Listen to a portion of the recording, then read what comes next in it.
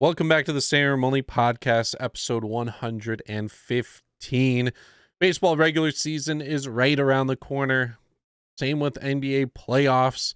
We had another big NFL move. Might be the last big one of the offseason, potentially. We're going to say this tomorrow. There's going to be some more news that we'll talk about next week. But for this week, make sure you follow us on our social media at SROnlyPod. Twitter, Instagram, TikTok. You follow our personal pages. Mine is at the Healy6. And I am iGoose with 4 O's. As always, hit that follow button. So, right out the gate, might as well talk about the football news. Tyreek Hill getting traded to the Miami Dolphins, which is crazy because this Chiefs team was still very good, and all of a sudden, Tyreek wanted out. Kind of like the Davante Adams ordeal. Yeah, I think a lot of it had to do with they brought in Juju, and I thought that they were going to have a 1-2-3 punch. You have Juju Smith, who in my eyes is number 3. You have Tyreek, and you have Travis Kelce. Flip a coin for 1 and 2. Apparently, that's not the case. And I don't know. I don't think anybody knows for a fact if that is the reason. It just so happened to be the timing of it. Obviously, he got scared of the AFC West. The AFC West is scary. Now, do I think that the Chiefs are still probably my favorite out of the AFC West? More than likely. You have Pat Mahomes, who is able to work with everybody else. He's proven that at any given point, it's not just about Tyreek Hill. It's not just about Travis Kelce. Most of the time it is. But he utilizes his receivers when he needs to. They had Pringle, McCole Hardman had actually a lot of good games. You bring in Juju, who I know a lot of people love to hate him because he's just constantly TikToking, doing dances, but we know what he's capable of. He was a part of, a tough offense the last couple of seasons with Big Ben, under center, tossing to these guys. So I think it's going to be a fresh start for Juju. He's still young, still got a high ceiling. And Tyreek Hill just went to a very questionable, I think a very good move for him. I think for both sides, the Chiefs got 5 draft picks. Miami is getting arguably the fastest receiver in the game, on top of already having Jalen Waddle for, what was he, a rookie last year? Yep. Second year now. Super fast. They have a good offense. They are, I believe they're still going with Tua. But, when you have great receivers and speed, a lot of times you could just toss it up. Like the Pat Mahomes, like the video where the reporter was like, did you just look down the field and say, oh shit, there's Tyreek Hill, and just toss it up? He's down there somewhere. Kind of how it works with Tyreek Hill. He's that good. It's going to be interesting to see this Dolphins team. Tyreek, just like Deshaun Watson, we saw Davante Adams go get paid immediately after getting traded. Tyreek Hill's getting paid $30 million a season as a wide receiver. Unheard of. First of its kind. We'll see many more in the future as there's going to be more money involved in the sport. But $30 million for a wide receiver is crazy. The concern is going to be with Tua. They're rocking with Tua again next season. Will he have the arm strength and accuracy to throw these guys downfield? Like, these guys are fast, but you got to be able to hit them downfield. And there were a lot of people clowning Tua and showing off the 50 Cent first pitch at the Mets game where he just completely threw it, not even close to home plate. He was getting clowned after that trade happened. It's going to be tough. Passing deep downfield, he's pretty accurate, believe it or not. His deep completion percentage is 52.9%. And that's second behind Kyler Murray. 20 yards or deeper. Now, besides that percentage, there's obviously room for incompletions and interceptions. I don't know the interception number, but I do know that his quarterback rating is horrible. It is not good. But you got to think he's young. He is, he played college ball at Bama. Not too many successful Bama quarterbacks, but hey, maybe this is what they need. I mean, I was just looking at that Dolphins offense, and to me, that Dolphins offense is kind of nasty. They went out and, they got Chase Edmonds, they have Raheem Mostert, they have Myles Gaskin still. That's three-headed running backs. If anybody gets hurt, it doesn't even matter. They're running Tyreek Hill, Jalen Waddle, and Devontae Parker, who we know Devontae Parker's had some big games. Mike Gesicki at tight end, if I said his last name right. I mean, the offense looks good. The offensive line isn't horrible. And the defense has been okay over the last couple of years. I would say okay. But we're looking at a Dolphins team where they went 9-8 last year. Does Tyreek Hill make them a better team? I don't know. I can't say that a receiver makes them better when it's governed by decisions of the quarterback. If he does not perform to par, let's say par, right? Like average, like a Tua average, say his completion percentage is 60%. Maybe they establish a good run game so that they could take the pressure off of him. Because obviously he's not a Pat Mahomes, and I really, really, really hope, and they still have Teddy Bridgewater that they picked up as a backup, but I'm really hoping Tyreek Hill does not take the diva route when his numbers decline. I don't see his numbers increasing. So I just hope it's not a problem. I hope he understands what he's getting himself into by signing an extension for $30 million. I wouldn't have a problem. I would probably, if I got signed by the Jaguars for that extension, I would do it if I was literally one of the best in the game. But you know how some guys take that route. We've seen it with Antonio Brown. We've seen it with, you could throw Aaron Rodgers in that list technically. We've seen it with so many guys, even in the history, Terrell Owens, Randy Moss, technically at the end of his career, when Moss, yeah, he didn't for a while. He stuck it out with Minnesota for a little bit. Did his stint with the Patriots, and then from that point moved around. He got bounced around. Ocho Cinco went down that route.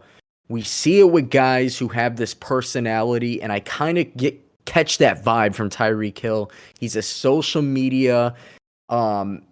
He's I'm not gonna call him a juju, but he's famous on social media for most athletes. Like, he comes up on my FYP on TikTok all the time, and he's got a huge following. And so a lot of times when guys get the money and they're so used to a previous success that they hold themselves to a certain standard, and everybody should hold himself to a certain standard.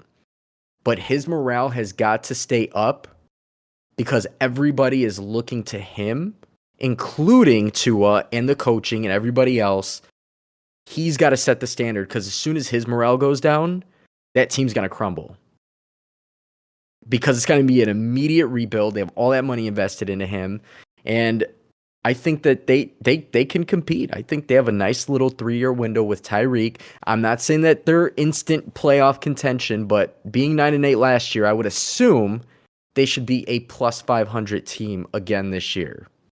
Again, based on if Tua does okay. You think the head coach change will change anything with the team? It could. Flores was great, so maybe though a change of. Sometimes you need to change things around. Even though I personally think they had a hell of a coach, but maybe this coach comes up with a different way for them to attack the game. Maybe they come up with a way to put up numbers like the Chiefs. Yeah, and what could hurt Tyreek's ego is how much success that the Chiefs have had in the past. That's the biggest thing I'm thinking of. The Chiefs are set up for the future. It was nice and dandy, like when he got there, and the vision was there. They've made the AFC Championship 4 years in a row. The Dolphins, they're uncertain for the next few years. It was a big move. It's a bit. I know for me, I was shocked with Devontae Adams, right? 2 draft picks. So I was a little shocked. And somebody asked me, what are you mad about? Are you mad that Green Bay didn't go after Tyreek Hill? Or are you mad that Devontae Adams, they only got 2 draft picks for Devontae Adams?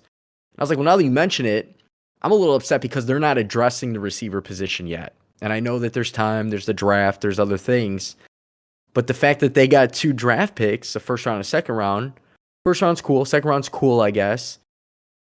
But then I see Tyreek Hill, who statistically is not as good as Devontae Adams, not only get this money, or get the money, but the Chiefs got a damn good return. So they were able to trade away a 29-year-old receiver, risk being a little weaker at the receiver position, but they brought in some key assets, and they future-proofed with draft picks. So now they go out there, all it's going to take out of the 5 extra picks is 2 or even 1 to be a really good pick. And now you have the Chiefs set up to go along with Pat Mahomes and his big contract. And they're set up for success, draft picks. And this is the nature of the business. Some guys don't like to get traded. Some guys are cool with getting traded. At the end of the day, when you're looking at it from a business aspect, you got to trade away key investments, key assets in return to multiply that somehow. And I think it's a win-win situation for both sides. I don't know if there's any other NFL news. Mm-mm. Just there's a rumor that Baker may be around and start in case Deshaun gets suspended. But there is one more NFL news. Just remembered it. As of yesterday or even today. Yes. The NFL overtime rule changed for the playoffs. I'm cool with that. Completely forgot, and I'm glad I remembered because this is a big topic that we were talking about in the past, and we got it. This is something we wanted. So in the playoffs, moving forward, each team will be guaranteed 1 possession no matter what. That's crazy. See, that to me is fair. That's how it should be. Now, the reason being, and it's not just the Chiefs and Bills, there's been historically many games. Team wins the toss, they lose the toss, the other team gets the ball, they score, it's over. Somebody slips on the play, it's over. Not no more. And I'm glad, it's cool that they did that for the playoffs only. It would be cool if they did it for the whole season because nobody likes a tie. But at the end of the day, I'm okay with that. As long as they do it for the playoffs, that to me is most important. Well, in the regular season, if you did do that, then I think there would be more ties. Oh, yeah, there could be, couldn't there? Because if everybody gets 1 possession, touchdown, they should just do a touchdown and force teams to take the 2-point conversion in regular season. Yeah, I guess. Just to switch it up. But yeah, that's the rule I wanted. I don't care if you're excited or if you're not happy about this rule because the defense has to stop the other team from scoring. Like if you can't stop them, you don't deserve the ball. Well, the other defense should have to stop them too. It goes both ways, guys. Definitely a good rule. We'll see if it gets implemented into regular season. I think the last OT rule was kind of a playoff rule that got put in the regular season after like a couple years. But I wouldn't mind if they just didn't though, because as we stated, there might be more tie games, especially with the 10-minute quarters, if you allowed both teams a possession. Yeah, absolutely. Just let the first touchdown go. Regular season, cool. Playoffs, no. Let's see. I am prime years in my life. I want to be able to tell my grandchildren, maybe my great-grandchildren, the awesomeness of the 2020s with Mahomes versus Josh Allen in the craziest of matchups that the game lasted 48 hours and never ended, and fans had to sleep in the stadium because Josh Allen and Pat Mahomes kept tossing dimes. Because that literally could have happened in their matchup in this postseason. So that's awesome though. That rule change, I almost forgot about that. I saw that a few hours ago today almost slipped my mind because, like you said, that was a big. When we talked to Justin Steele, we all agreed, like, yes, let's get it fair. Let's make it like college. Let's stop. Just, I mean, the ratings are going to be way better too. I guess in a way, maybe not, but The storyline could be better. Storyline could be better, exactly. In baseball news, we don't really have much. I wish Michael Conforto would sign. I'm still very surprised that he has not found a team that even wants him. I'm like, even like a 1-year deal, I'm surprised he hasn't signed because he kind of needs to prove himself again. Last year, he was an average hitter, but he was expected to get paid a lot coming off that 2020 season. 2021 really had a bad year comparative to his career, and haven't heard many rumors on like where he's gonna go, how much he could sign for. Regular season is like a week away. Normally with starting pitching and pitchers, you could afford to like not sign them. For someone like Michael Conforto, I don't understand how like a team hasn't picked him up yet. Yeah, I think he declined in November.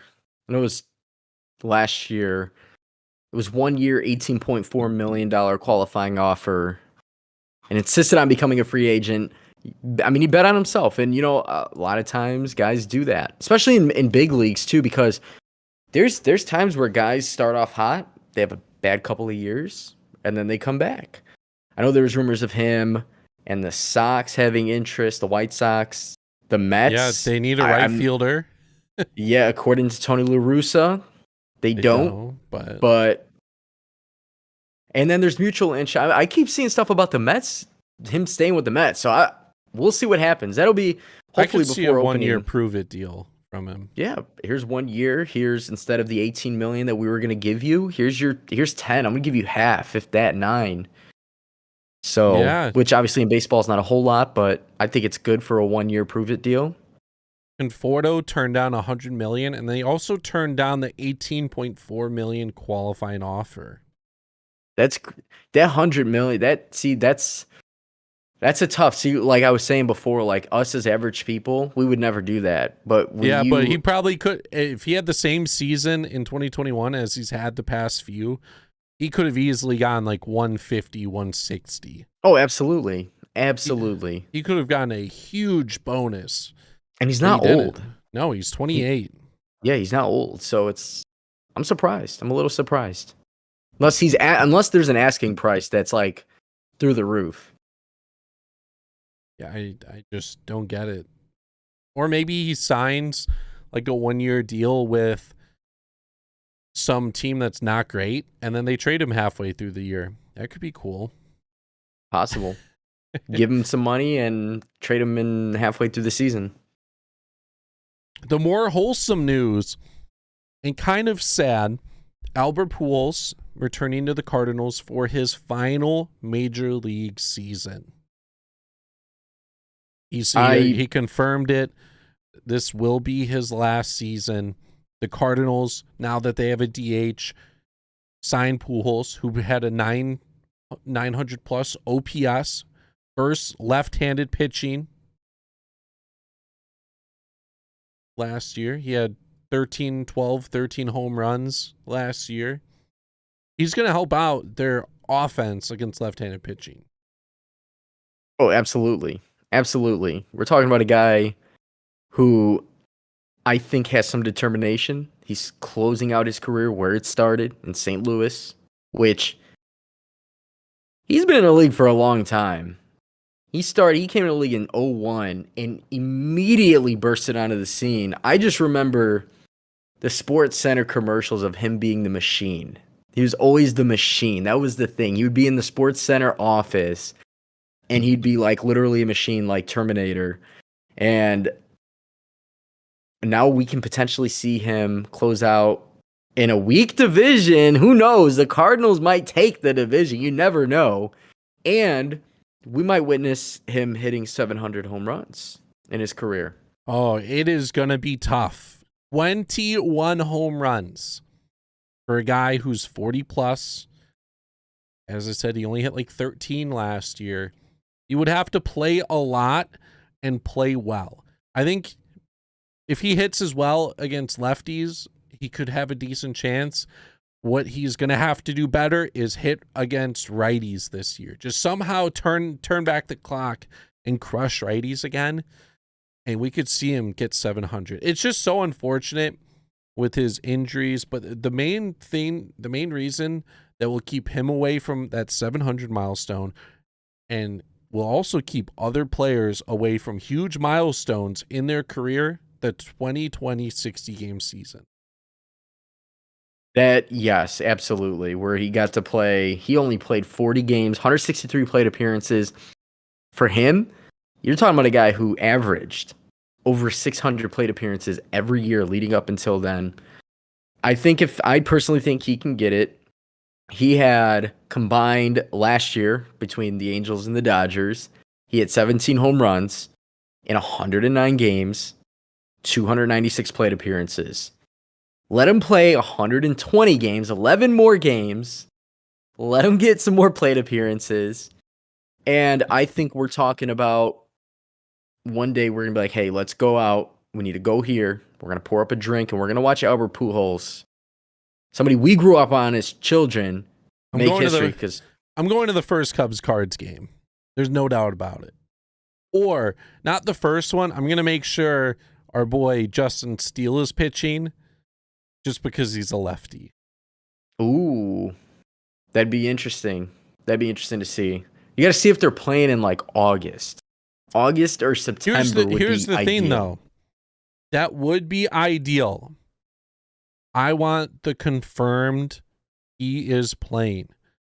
Because I don't know if you remember A-Rod or Ichiro. Ichiro is a little bit different, but Alex Rodriguez, he played. He couldn't perform anymore, and he's like, you know what? I'm done. I'm hurting the team more than I'm helping it. I'm taking up a valuable roster spot that someone else could be way better than I am.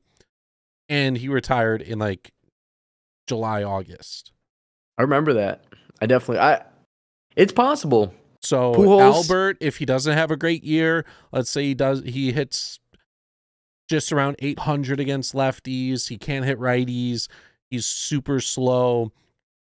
The Cardinals are like 2 games back, and I think his OPS against lefties would have to be in the 700s. But basically, like, he's only providing hitting against left-handed pitching, and they could call up someone else that could do both, play the field. He might just call it a career then. He very well might. I mean, especially he's 42 or 45. We don't know truly how old he is. And, I mean, he hasn't been able to play a full season in the last 3 years. There is potential, though, with the DH rule, that he might be able to do it. But it all, like you said, it all depends. He's basically just coming back to say, thank you, St. Louis, for taking me in. And regardless of how he retires or when, it's a goodbye. It's a goodbye to St. Louis, as he did it proper. He's not signing the one-day deal like a lot of guys do in NBA and NFL. Or MLB, too. I've seen that. I think Jim Tomei did that with the Indians to retire as a Cleveland Indian, or Guardian, if you will. So that might not be a bad move. I'm not opposed to going to Wrigley. I'm going early just to make sure the guarantee, but if he's around towards the end, that would feel more like special in a sense. Can you imagine seeing that? Can you imagine sitting in the bleachers? You're going to be spending $200 to sit in the bleachers in hopes to catch a ball that actually might be worth a lot more money down the road, obviously. So, yeah, and I wouldn't be surprised. Albert's just one of the best guys in baseball. He never had like any negative like connotation with him. He's always a positive guy. And as much as he destroyed the Cubs, I bet in his last series that he plays in Wrigley Field, maybe even, I get there's a lot of Cardinals fans, so they'll be at the Cubs card series as well. But I guarantee the first time he shows up, and possibly the last time, he will get a huge ovation just for being in the Cardinals. Oh, there's no way he doesn't. it's as a fan of the game, it's historic. For one, for two, he went back home. You appreciate that. I don't want to say it's obviously not home, but it's home where it started. And three, there's history within Wrigley. This is a guy who literally battled divisions, literally in your division. How many times he took care of the Cubs? How many times he's won divisions with Tony La Russa and other coaches and won World Series and may have ended Cubs like playoff chances in some years. So it's going to be a mutual feeling there, because I'm sure him going back to Wrigley too is going to be the same thing. He's going to be like, yo, this is it. There's no way he doesn't. I'm trying to pull up his stats at Wrigley. In his career at Wrigley Field, he has a 295 average, 396 on base, 608 slugging for a 1004 OPS against the Cubs. 29 home runs in 91 games, 75 RBIs. So he's hitting like a home run per series if you average that out. Yeah, 100 hits in 91 games. He was just so good when he was with the Cardinals in the past. Definitely one of my favorites growing up. Absolutely. He was the man. And his batting stance, everybody would try to replicate that. I know I tried to replicate it growing up. I tried him. I tried Gary Sheffield with the cool bat swing. Don't try it at home. Don't try that. It doesn't work. You won't catch up to the fastball. Next week, we'll talk more about opening day baseball. I'm going to be heading to, and probably more info on what I'm going to be doing for opening day. I'm definitely going to go see the Cubs. Finish off the episode, though, we're going to talk about some basketball. It's been a bit since we've talked about basketball. The playoffs are coming up. There's only a couple weeks left.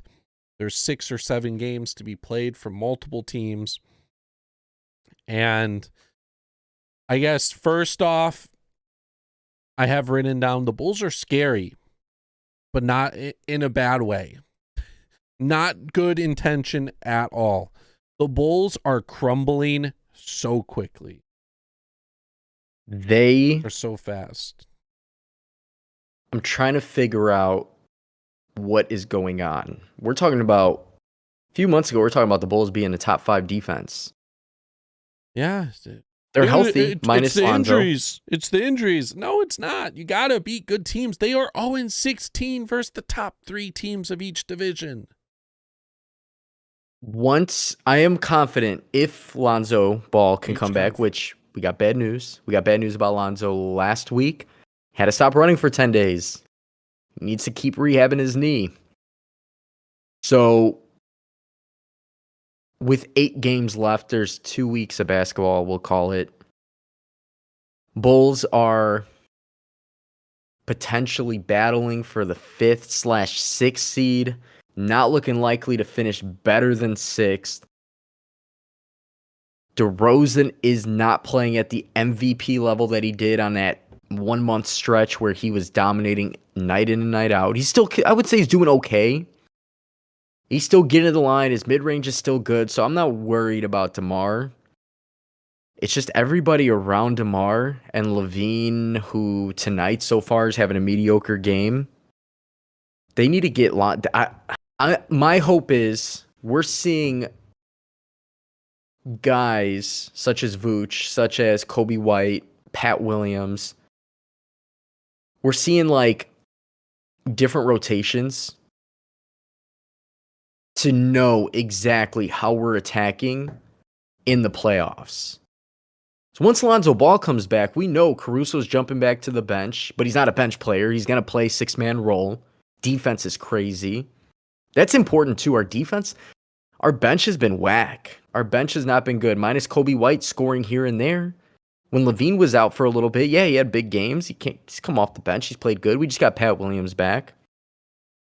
But I am not confident, and I said this before the season started, that the East actually is a pretty strong conference.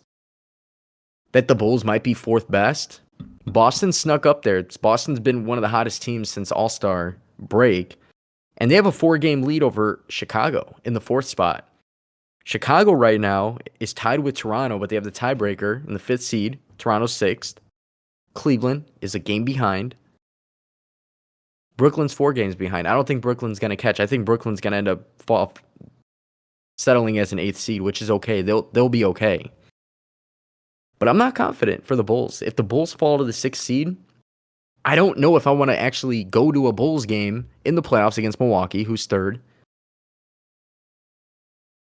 But I will be confident if they can solidify the 4th or the 5th seed. I think they can compete with Boston as good as Jason Tatum's been this year, the past couple of years.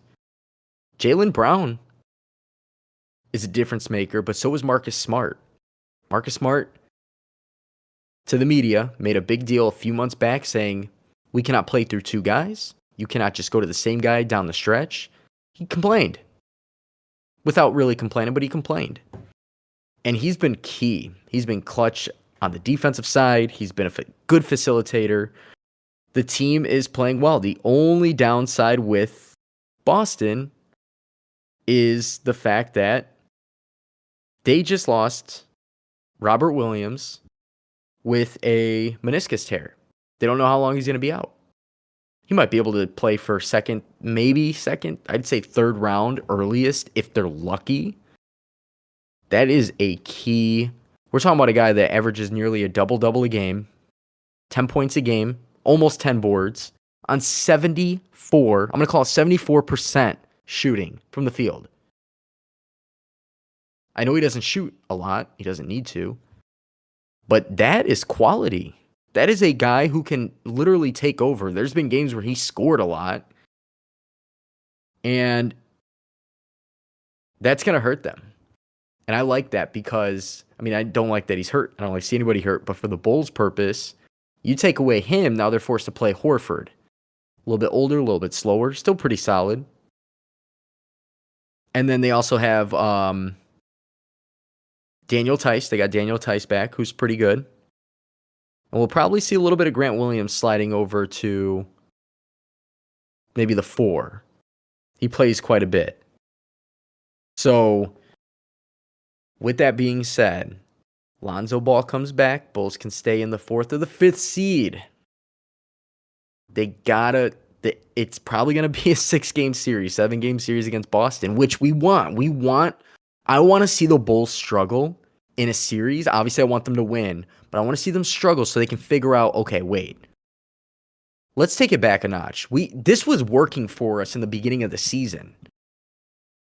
Billy Donovan, being a veteran, a great coach, is going to be able to do that. And it's going to come down to figuring out the matchups and our identity. I don't know, besides DeMar DeRozan and Levine, Vooch, if he can somehow get it going, then yes, I would say we're scary for a good reason. But when those 2 guys are the only ones and not even as consistent as they were a month or 2 months ago, it's scary to be a Bulls a team or in the playoffs against some of these powerhouses. I just hope they can get it together. I expected them to be in this spot at the end of the season, but it wasn't how I expected the season to go, where they would be so hot that they were the number 1 seed for a pretty long time. And the only reason they're a 5th seed team now is because they have just been straight struggling. I really wish they kind of had like an okay stretch. They struggled for a bit, and then they went on a roll going into the playoffs. But this post All-Star break, it's not looking good heading into a series with a good team going into the playoffs. If we look at just March, beginning of March, first game against Atlanta, they were winning.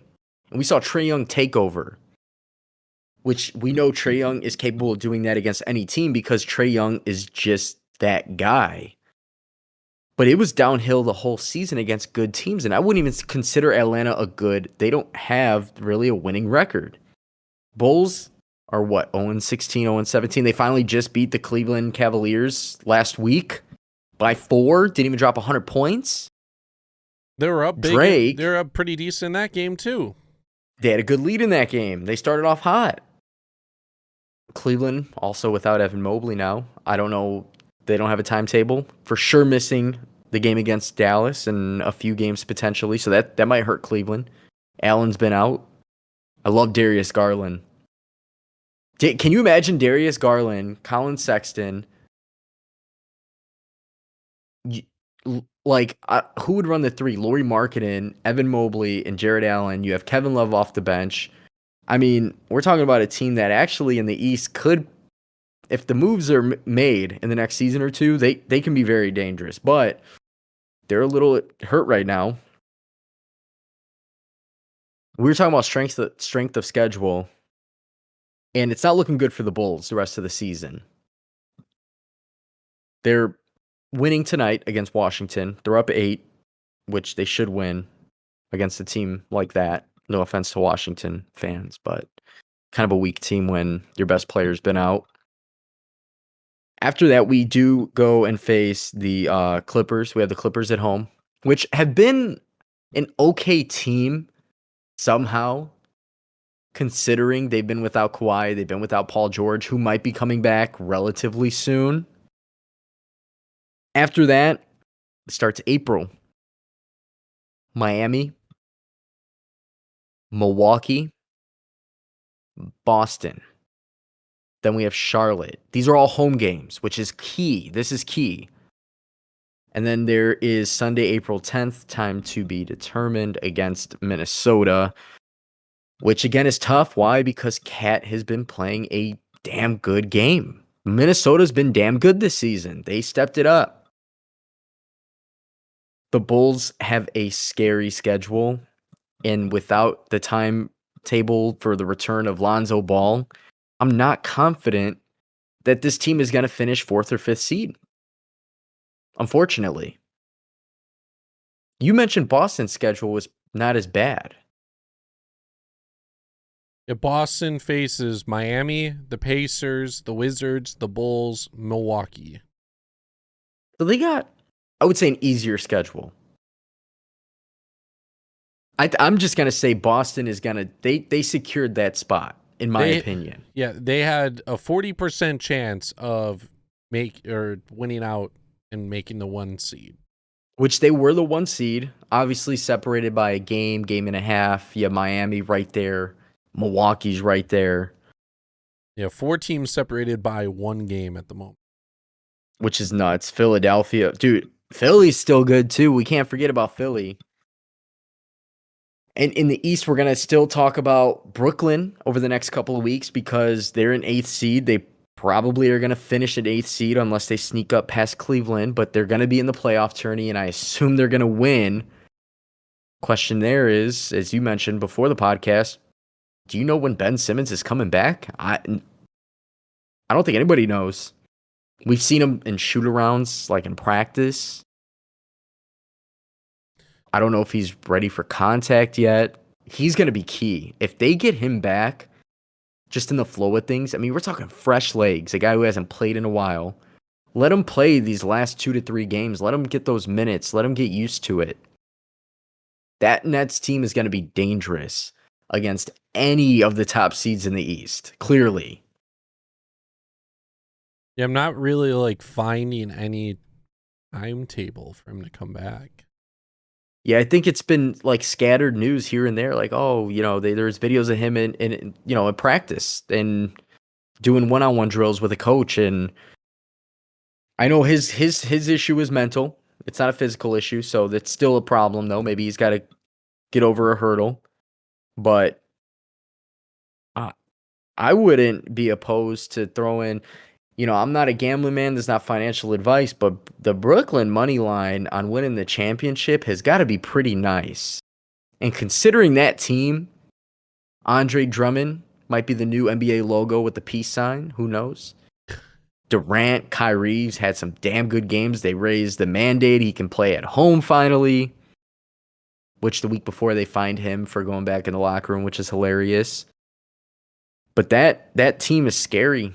Seth Curry, you add Ben Simmons in the mix.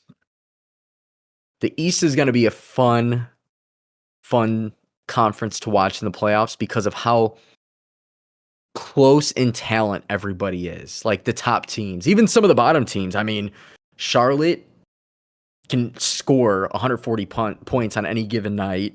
They also give up about 160 in that same game. Atlanta's number 10 right now. They'll probably end up taking that 10 seed or the 9 seed. Then we transition over to the West, where Phoenix by far is the best team.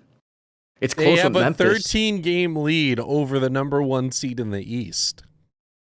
It's crazy. You know what's funny is the Grizzlies have like a 5-game lead over the Heat if they were in the East too. This is like a stereotype of the West is stronger than the East because the West top 4 teams are always way better than the East top 4 teams. And I wouldn't bet on it in a series this year in the last couple of years. I actually think the East top 4 is damn good against the West top 4. Mm-hmm. I think it's a little bit like the top represents how the West normally looks, but at least the East, everyone's above 500. With the West this year, we're seeing the 9 and 10th seed, even the 8th seed is under 500, but the 9 and 10th seed is 10 games below 500 with the Lakers and Pelicans at the moment. That's a big topic. You just said the Lakers. Ooh, the Spurs are right on their tail. That's it. It's either Lakers or Spurs grabbing that. I don't see Portland or Sacramento winning out and these teams losing 4 or 5 games. You have literally a half game. The Lakers are up on the Spurs, who the Spurs have talent. Jonte Murray, Keldon Johnson and Jakob Poeltl and all these other guys. And they're going to be tied after tonight. The Lakers are losing 108-82 in the third quarter and they don't have LeBron or Anthony Davis playing. It's crazy to me looking at that team because in that game right now, I know the third quarter is about 1 minute and 36 seconds left. The Mavericks had a 30-point lead at one point, and they still technically do. It's 26, close enough. Without LeBron, without AD might be coming back. If they don't make the playoffs, if they're not even close, which they are, so I assume he's going to come back, I wouldn't bring him back. But when you see Malik Monk having a pretty good offensive year, Westbrook starting to pick it up the last few weeks. He had a huge game a couple weeks ago with a steal on an inbounds and a 3-point shot to tie the game. They go into overtime. But then we see consistently LeBron dominating. They're dominating the Pelicans. But then they blow a 20-point lead or whatever and lose the game because CJ McCollum and all these other guys had takeover. LeBron can't be sitting out these games. There's no way in fucking hell you're having LeBron sit out in the last stretch when you need him in the playoffs. Like, why? What? Normal 8 seed, like if it was an 8 seed playoffs, I could see it. They're like 5.5 games out the playoffs. They wouldn't make it. But they are going to be tied with 7 games remaining and the Spurs behind them. We're taking a look at their schedules, and the Spurs seem to have the better chance of making the playoffs. Yeah. All they have to do is play Spurs basketball, and I think that they can end up taking it. My biggest factor is the Lakers with Anthony Davis fully healthy, which he's almost there. It sounds like, at least based on reports, I like the chances of the Lakers being the underdog. You get LeBron, who's literally one of the most efficient scorers right now. Westbrook's an X factor, but you take less pressure off Westbrook when you have Anthony Davis. And the rest of that team, I think they can compete with any team in the West. Any team. Phoenix will probably give them a little smackdown. Possibly. Memphis will probably give them a little smackdown. Possibly. I'm not worried about Golden State too much. I think they are really they're good. But unless they're tanking at this point, they should have tanked a long time ago. You got to give LeBron a run. He only has a couple more years. Unless they want to preserve his legs and not do maybe they don't let him play. Maybe they don't go to the playoffs to preserve his legs. Maybe there's some science behind that. I don't know. But him sitting out in the last couple of weeks, we have 2 weeks left of NBA. Anywhere from 6 to 8 games. Because they can sneak into the playoffs. They do the play-in, so they will play a little bit more games than the other teams. And I think they can compete if healthy. But it all depends on the status of Anthony Davis. And yeah, just how good their team was. At the beginning of the year, they were the number one team projected. The odds had them winning the championship, even with Russell Westbrook. I was a little bit generous in not making them the 1 seed, but I was like, okay, I think they could finish 3rd, though. It's crazy how far they have just fallen off from that year. It's nuts. It's nuts. The beginning of the year. Like they aren't even going to finish above 500 at all. They are just, I don't care really about the injuries. Their team still should have played decent, and they just didn't. They didn't. Yeah, and this, I mean, every game is important down the stretch. And so you have, I don't get it. I don't get it. This reminded me of like the 2012, 2013 year. But even like with Dwight Howard and Steve Nash, they went 45 and 37. They still finished pretty decent. They finished third in the West. They lost for Western Conference first round, but yeah, even like, you can't the tell roster me that they did put around LeBron this year. It was a retirement home, and we saw LeBron is having a fantastic season, but it doesn't matter. It doesn't matter. Like, we are seeing how basketball is still a team game. Absolutely. It just helps that if you are really good at basketball and you have a good team around you, you will win a lot of games. But LeBron could put up 50 points and his team would still lose. It's actually happening. We're watching it. He's officially averaging over 30 points a game. He's at 30.1, which I believe makes him the leader. On 52% shooting, 36% from 3. He's having a hell of a year. Scored 39 his last few games. 39 points against the Pelicans. Blew the game. Cleveland drops 38. Pretty sure they lost that game. It's like consistently just playing well, but also not playing down the stretch in these key games, unless maybe he just needs the rest. They did beat Cleveland, by the way. Maybe he needs the rest. All I know is Anthony Davis, he's questionable. FanDuel is telling him they're reporting it, he's questionable. So maybe he comes back in the next game or two and they just end up going on a nice little run. Maybe they outpace the Spurs. I think the Lakers have a way better shot in the playoffs with a healthy Anthony Davis over any of these teams, 7 through 10, minus Minnesota. Minnesota can give them can play pretty well. But the Clippers, there's no way the Clippers, even with this roster, is better than the Lakers roster right now, as is with LeBron and Westbrook and no Anthony Davis, but somehow they have a better record. I know team ball matters, but it's crazy. On that note, though, I think we are going to be done with the episode.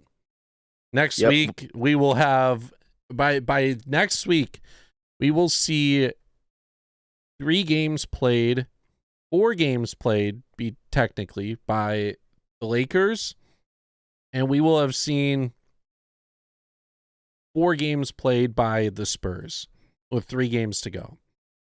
Next week, we get even more intense with this whole race. This might be the best race of the season. You can't miss the playoffs, especially when LeBron plays a full season. It might be the first time in his career in which he plays pretty much a full season that he misses. I get that he missed his first season with them, but that was a bad team. Oh, it's horrible. This team literally should not miss the playoffs at all. But, the haters are going to say LeBron should be able to do it all, just like Michael Jordan did. Okay. Anyways, make sure you guys tune in to the episode. If you like what you hear, let us know. We are on Spotify. You can watch us on Spotify now. I know I mentioned it last week. So if you are on Spotify, check us out.